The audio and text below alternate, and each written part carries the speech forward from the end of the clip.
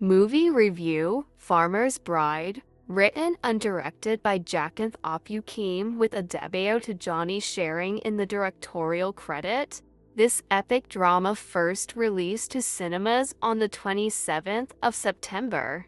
2024 is now currently available for streaming on both Netflix Nigeria, Africa, and the Cavits app. The movie, with a runtime of 1 hour 39 minutes, is executively produced by Leighton Awobakan alongside a host of others for and distributed majorly by Filmon Studios.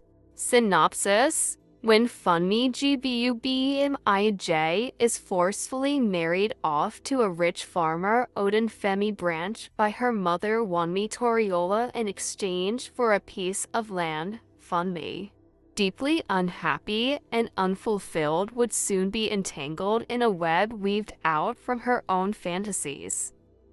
Taking on a forbidden path with Odin's nephew Femi Toby Bakari, his mother Moranike Mercy Aigbe, the community's priestess and closest ally to Odin, would pose a threat to Femi.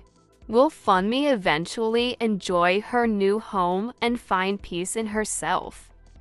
Best to find out for yourself. My take: what a movie.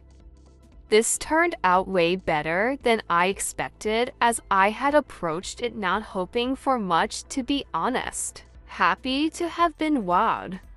From the very first scene, it grabs your attention, pulls you in quite effortlessly, and masterfully holds your gaze, so much so that before you'll remember to blink, you may already be well into the second act of the film.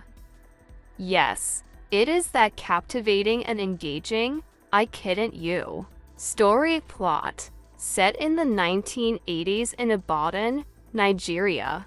The story, which, by the way, is a breath of fresh air, albeit not entirely new, centers on the thin line between love and lust, freedom and regrets, as it explores themes of how desperate times can give rise to desperate measures, though a matter of choice. Femi had several options as a way of escape from the bondage she felt she was in, but chose the very one that came to her dark mind.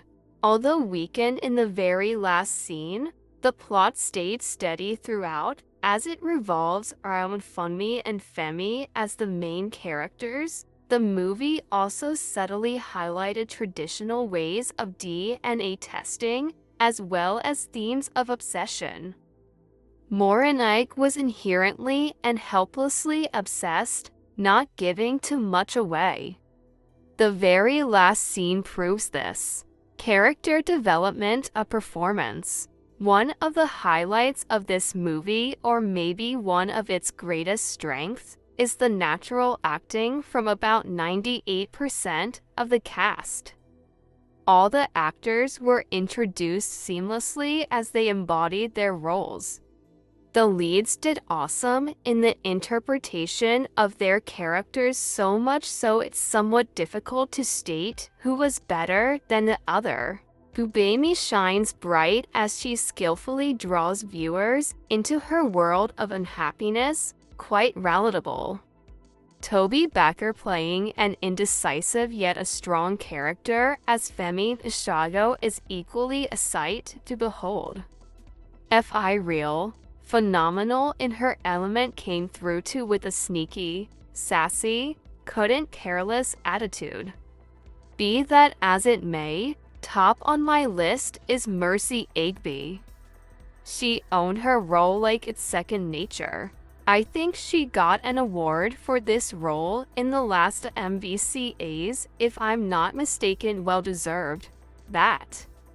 Femi Branch as Odin was a perfect fit for the role of a capitalist farmer. Directing execution: the directing of this film is clean and straightforward, without any unnecessary scenes nor excessively prolonged ones or repeated dialogues. This was executed perfectly. Cinematography: the beauty of the cinematic element of this film cannot be overemphasized. Picture quality is simply breathtaking. I couldn't stop gushing over how sharp the imagery was. Crisp is the word I think it is, by far one of the best cinematography I've seen in a while, and a greater part of the score I'll give to the movie would be for this.